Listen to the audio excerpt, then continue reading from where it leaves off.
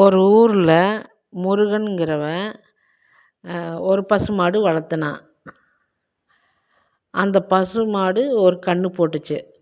அந்த கன்று போட்ட பசுங்கன்று பக்கத்து வீட்டில் போய் காளை மாட்டுக்கிட்ட போய் படுத்துக்கிச்சு. அதுக்கு பசுங்கன்று பசுங்கன்று முருகன் வந்து தொலைவுனான். பசுங்கன்றை காணாமே, கண்ணை காணாமேன்னு போய் பார்த்தா காளை மாட்டுக்கிட்ட படுத்திருந்தது. சரின்ட்டு அந்த காளை மாடு வச்சுருக்கிறவன் பக்கத்து வீட்டுக்காரங்கிட்ட போய் எங்கள் பசுங்கன்று இங்கே வந்துருச்சு, அதனால் பசுங்கன்று கொடுங்க அப்படின்னு பசுங்கன்று கேட்கும். அதுக்கு அவன் வந்துட்டு என்னோடய காளை மாடு தான் வந்து கன்று போட்டுச்சு, உன்னோட பசு மாடு போடலை, என்னோட காளை தான் கன்று போட்டுச்சு அப்படின்னு சொல்லிட்டான். கொடுக்க மாட்டேன்ட்டான் கேட்டதுக்கு. அதுக்கு வந்து உடனேயே ஊர் தலைவர்கிட்ட போய் முறையிட்டான். வந்து இப்படி வந்து பசுமாடு வந்து கன்று போட்டுச்சுங்க, எங்கள் பசுமாடு வந்து கன்று போட்டுச்சுங்க, அதனால் காளை மாட்டு பக்கத்து வீட்டு காளை மாட்டுக்கிட்ட போய் படுத்துருச்சு, அவன் வந்து கன்றுக்குட்டி கட்டி வச்சிட்டான், கொடுக்க மாட்டேங்கிறான் அப்படின்னு சொல்லவும், அதுக்கு வந்து காளை மாடு வச்சுருக்கிறவன் என்னன்ட்டான் ஊர் மக்கள்கிட்ட, நான் தான் எம்பட காளை தான் கன்று போட்டுச்சு, அதனால் நான் கொடுக்க மாட்டேன் அப்படின்னு சொல்லி பிடிவாதமாக இருந்தான். அதுக்கு ஊர் மக்களெல்லாம் சேர்ந்து அவன் பக்கமாக காளை மாட்டு பக்கமாக பேசிக்கிட்டாங்க.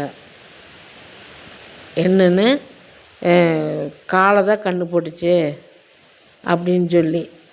உடனேயே அவன் வந்து இப்படியெல்லாம் சொல்லிட்டாங்க, நியாயம் சொல்லிட்டாங்க, நாம் இந்த ஊரில் இருக்க வேண்டாம் அப்படின்ட்டு காட்டு வழியாக போயிட்டுருக்கிறான். காட்டு வழியாக போயிட்டுருக்கிறங்கும்போது ஒரு காட்டுக்குள்ளேருந்து ஒரு குள்ளநரி வருது. குள்ளநரி இருந்துட்டு ஏப்பா அழுதுட்டு போகிற அப்படின்னு கேட்டான். கேட்டதுக்கு உடனேயே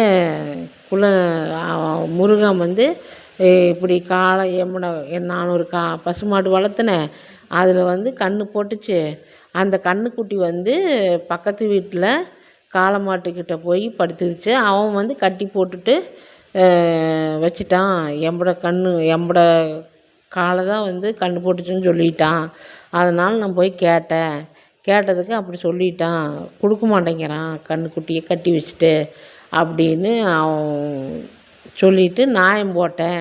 நியாயம் போட்டதுக்கு அவங்க வந்து அவன் காளை மாட்டு பக்கமாக பேசிட்டாங்க,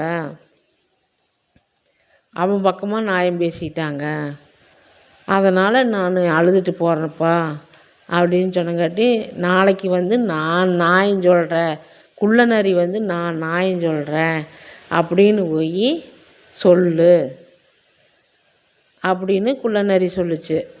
உடனேயே வந்து ஊருக்கு மறுபடியும் திரும்பி வந்து ஊருக்குள்ளே எல்லாம் தண்டூராக போட்டான். குள்ளநரி எனக்கு நியாயம் சொல்ல வருது, அதனால் எல்லோரும் வாங்க அப்படின்னு சொல்லவும், குள்ளநரி நியாயம் பேசுனதுனால, நியாயம் சொல்கிறதுனால எல்லாம் கூட்டமாக ஊருக்குள்ளே எல்லோரும் கூட்டமாக வந்து சேர்ந்துட்டாங்க.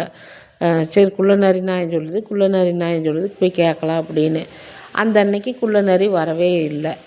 உடனேயே இருந்துட்டு அவன் பேச்சை கேட்டு நாங்கள் வந்து கூட்டம் போட்டோம், அதனால் நீ வந்து குள்ளநரிங்கானா ஒன்னைங்கானா அப்படின்னு சொல்லிட்டு இவனை பேசினங்காட்டி, இவன் மறுபடியும் அந்த நைட்டு மறுபடியும் அழுதுட்டு மறுபடியும் போகிறான் காட்டுக்குள்ளே போனங்காட்டி, குள்ளநரி இருந்துட்டு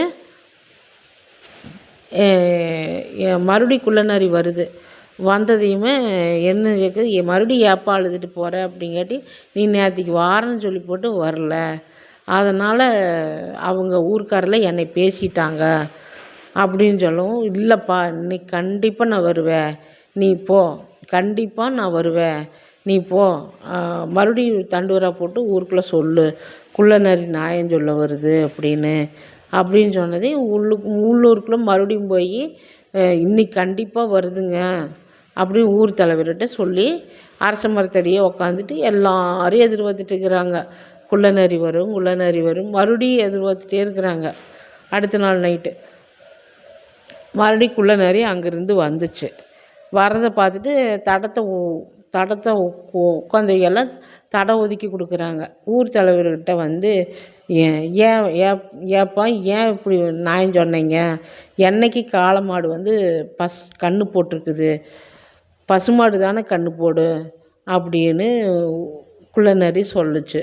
உடனேயே அது எப்படி அவன் கன்று போட்டதே கன்று வந்து காளை மாட்டுக்கிட்ட தானே படுத்துருக்குது, அதனால் காளை மாடு தானே கன்று போட்டுச்சு, அதனால தான் அப்படி நியாயம் சொன்னோம் அப்படின்னு ஊர் தலைவர் சொல்கிறாங்க, ஊர் மக்களும் சொல்கிறாங்க.